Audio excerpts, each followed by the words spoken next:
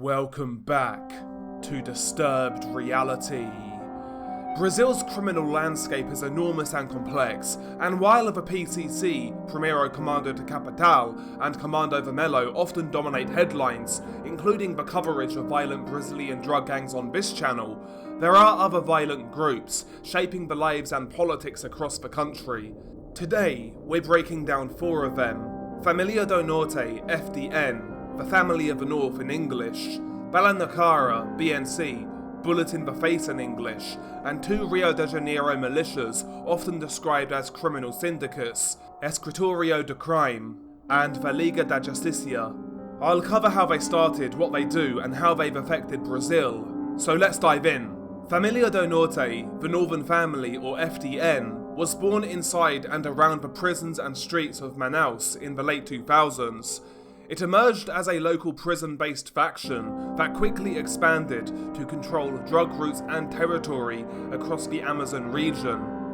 FDN built itself by controlling prisons and by forging and later breaking alliances with other big factions.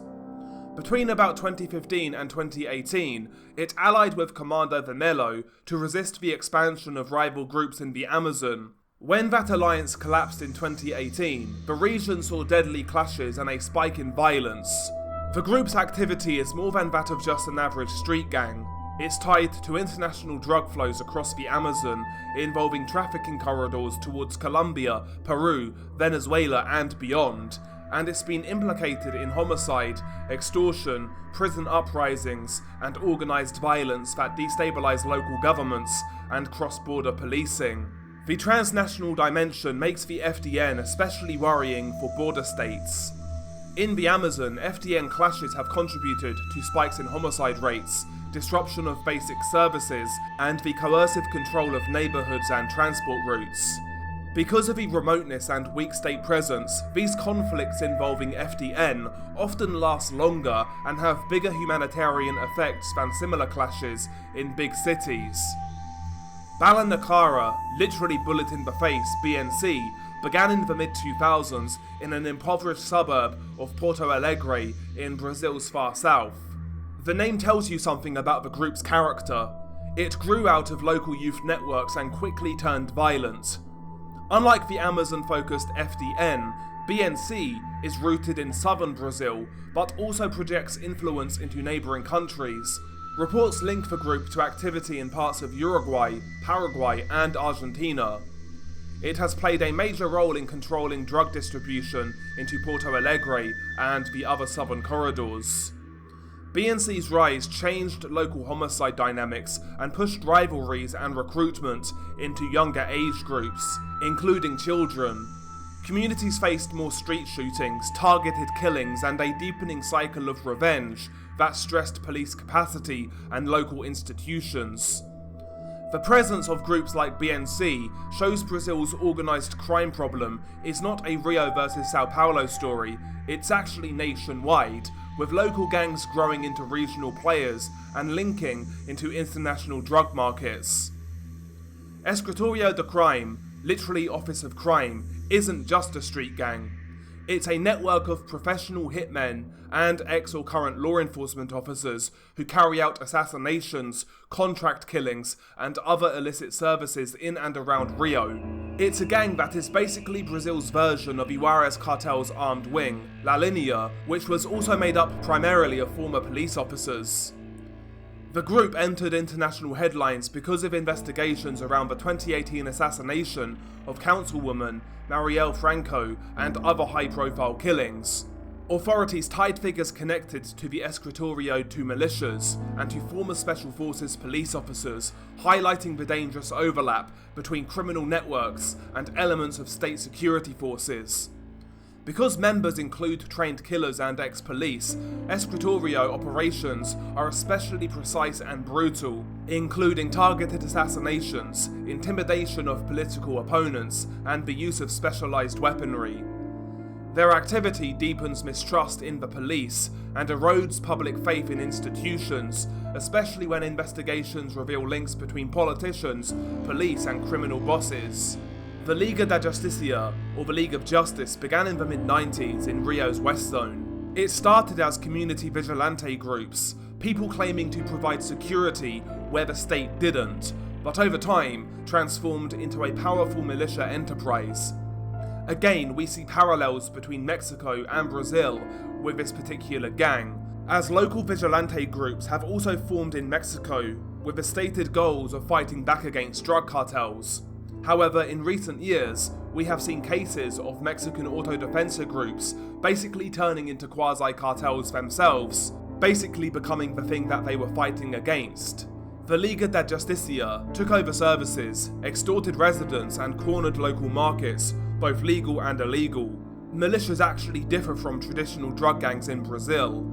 Many are made up of current or former police officers and firefighters, and they provide security while running extortion, illegal utility concessions, construction fraud, land grabs, and sometimes even drug sales.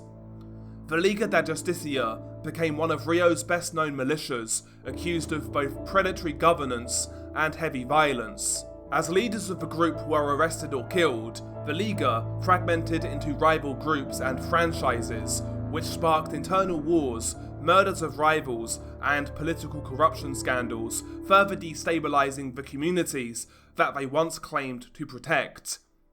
Militias like the Liga de Justicia reshape governance. They constrain elections, capture public contracts, and redirect local votes, making crime political as well as a security problem. FDN, BNC, Escritorio de Crime, and the League of Justice are different beasts. FDN is a prison-born Amazonian drug faction with cross-border reach. BNC is a southern Brazil gang that grew fast and affected local homicide dynamics. Escritorio is a professional network of killers with links to former police officers. And the Liga de Justicia is an archetype of Rio's militias, vigilante origins that became predatory power structures. Together, they show that Brazil's organised crime problem is plural. Regional gangs, transnational traffickers, armed militias, and corrupt networks all combine to make state response difficult, if not impossible. The latter mentioned Brazilian gangs, as well as the two mega Brazilian factions, PCC, Primeiro Comando da Capital and Comando Vermelho, have carried out massacres, prison uprisings, assassinations, and control transnational cocaine pipelines. Their violence is just as shocking as anything you'd find from Mexico's Sinaloa or Jalisco New Generation cartels, yet Washington has never slapped the terrorist label on them. Why? I have asked myself this question. The first big factor is geography. Mexican cartels obviously operate right next door. They control smuggling routes that directly affect the US border, and their drugs, especially fentanyl, are fueling America's overdose crisis. That creates a direct, tangible threat that US politicians can point to and say, this is killing Americans. Brazilian gangs, on the other hand, are thousands of miles away. Their violence is utterly devastating, but it's mostly concentrated inside Brazil itself, or in regional trafficking networks in South America. They don't smuggle fentanyl across the Rio Grande, or flood US cities with their product in the same way Mexican cartels do. So in Washington's eyes, they don't pose the same immediate homeland threat. Another reason is diplomatic strategy. The USA already has a complicated relationship with Mexico over immigration, border control, and trade. Designating Mexican cartels as terror groups is also a way to put pressure on the Mexican government to take stronger action. With Brazil, the dynamic is different. The USA needs Brazil as a partner on regional stability, trade, and even environmental issues like the Amazon rainforest. Designating Brazilian gangs as terror groups could create diplomatic friction with Brasilia, especially considering these gangs are embedded in the country's social fabric, prisons, and politics. Brazilian leaders might see it as an insult or an intrusion into their sovereignty. Washington might decide it's just not worth a fallout. Here's another layer. While both Mexican and Brazilian groups are incredibly violent, the way they operate looks different to US policymakers. Mexican cartels often confront the state directly, ambushing police, assassinating politicians, and even shooting down helicopters. That looks a lot more like insurgent or terrorist behaviour. Brazilian gangs, like the PCC or the Red Command, Comando Vermelho, tend to focus on controlling territory, prisons, and neighbourhoods. Of course they clash with police, but their main goal is to dominate the drug trade and maintain order in their specific zones. To Washington, that resembles organised crime more than terrorism, even though the brutality is the same. Finally, visibility matters. Mexican cartels have almost become a household name in the USA. Their violence is broadcast in documentaries, news stories, and even Netflix series. Brazilian gangs are less visible internationally. Unless you live in Brazil or follow Latin American security closely, you might not even recognise acronyms like PCC or CV.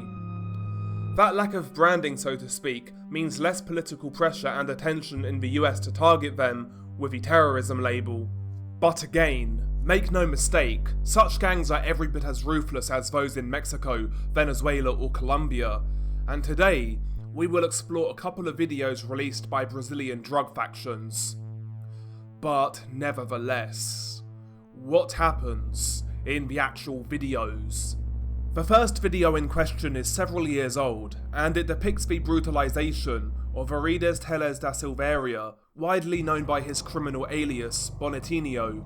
Backstory behind this clip is murky, but in some places it speculates that Bonitinho essentially conducted a job and didn't cut in those within his organisation, meaning he took the money and ran. As a result, he became a wanted man among his former colleagues. Other places online indicate that he may have also been a snitch. At the time of his abduction, he was serving a sentence under a semi-open prison regime and wearing an electronic ankle monitor. He was reportedly kidnapped in the Cadiz neighbourhood of Gravataí by a heavily armed group. A day after his disappearance, the criminals released a graphic video detailing his demise. Some suggest that Bonitinho was already dead in the video, but upon my viewing, I actually think that he was severely knocked out, as to me, it looks like he was still breathing. The video in question is 1 minute and 32 seconds in length. The clip has been shot in a desolate room, possibly in a residential property, maybe a gang hideout. On the floor lays a black plastic sheet, and laying on the sheet, either dead but probably unconscious, is Bonitinho. He already has blood on the side of his head, and he isn't moving.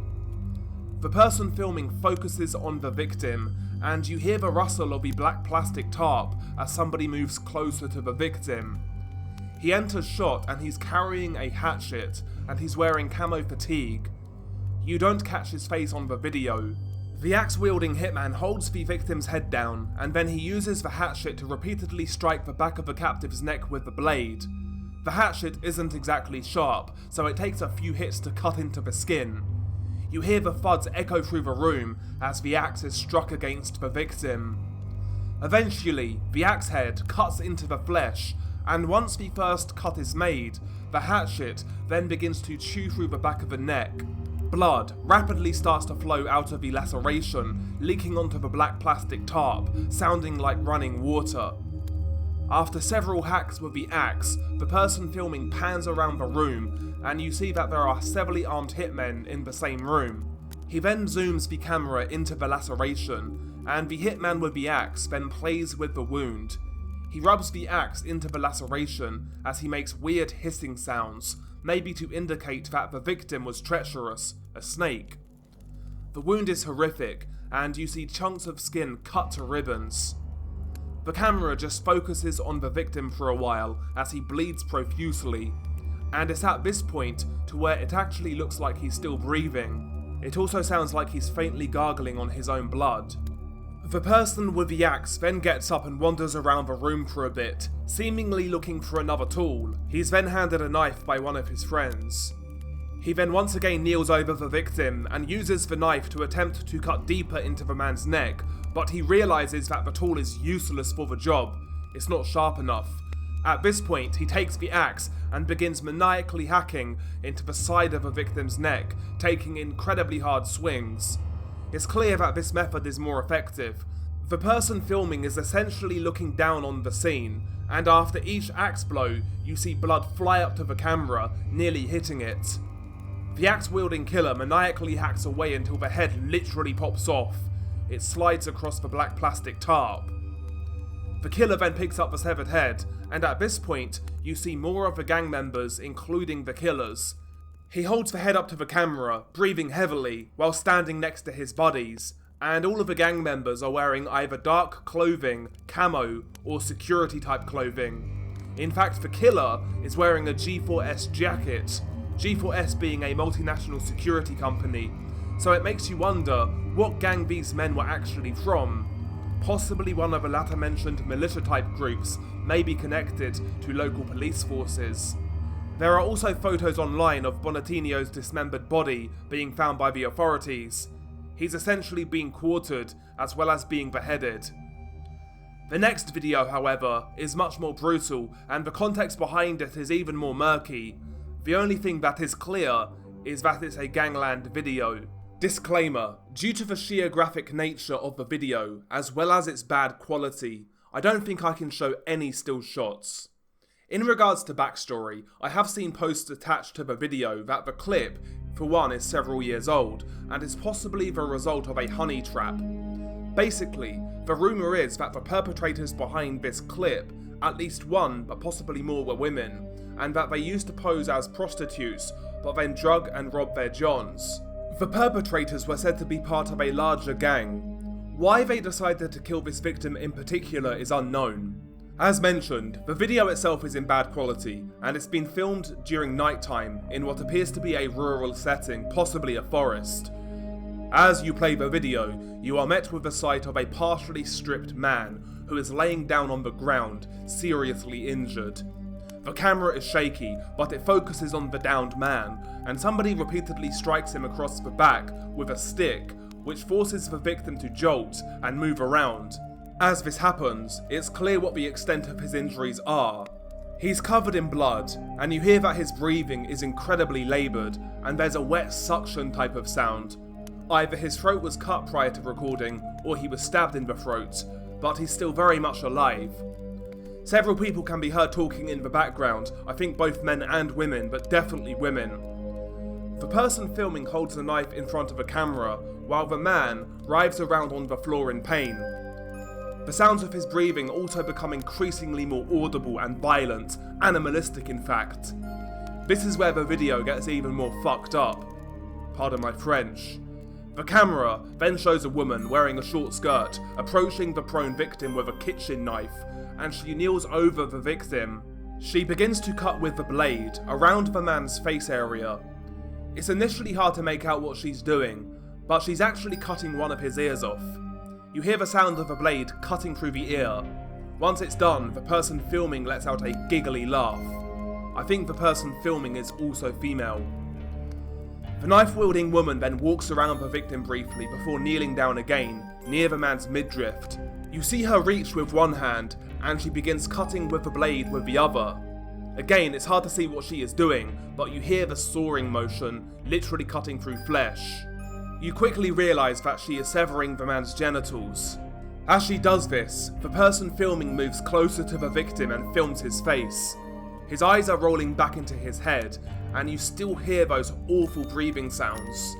Somebody else then kneels over, and then jabs the victim in the heart with a knife. Blood almost immediately flows out the wound. The woman completes the castration of the man, and she laughs maniacally. She moves over to the person filming and briefly holds the bloody knife in front of the camera. The sounds become even more unbearable at this point. The victim begins to make awful whining noises combined with his breathing. They sound similar to the noises in the infamous Miss Pac-Man video, just less loud. Towards the end of the video, you then see a man enter shot, and he's also carrying a knife. He repeatedly stabs the man over and over in the stomach, before then, he vertically slices the man's abdominal area open, and his guts leak out, protruding from his body. As the cut is made, I swear to God it sounds like you hear gases escape from the man's stomach. It's utterly depraved. At this point, the video ends with the victim somehow still alive. This one was absolutely brutal, but is somewhat unknown despite being out for several years. From what I see, bare minimum it is 3 years old, but possibly a lot more. But anyway, that is the video. I hope you enjoyed it, if you can enjoy this sort of content. As always, guys, you know the deal. Links to my social media will be in the pinned comment. My Twitch, my Twitter, my boxing channel. So if you're into any of that, please feel free to check them out. And as always, thanks for the support. Thank you for the support. But yeah, bit of a rough one. Well, every case I cover is, but the last video in particular is especially brutal. But anyway, as always, stay safe, and I'll catch you on the next one.